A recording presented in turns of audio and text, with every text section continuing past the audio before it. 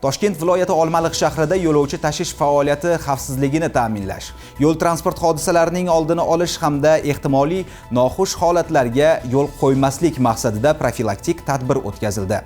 Navbatdagi lavhamiz shu haqda.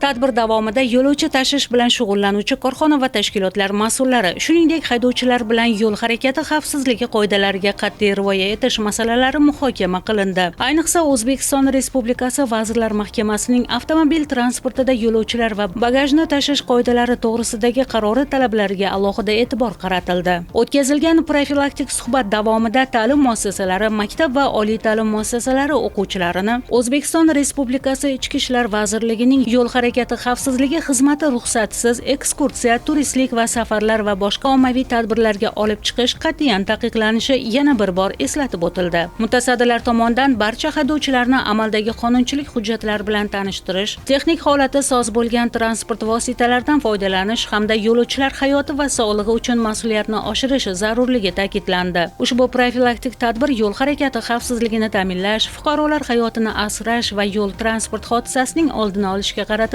muhim chora-tadbirlardan biri hisoblanadi.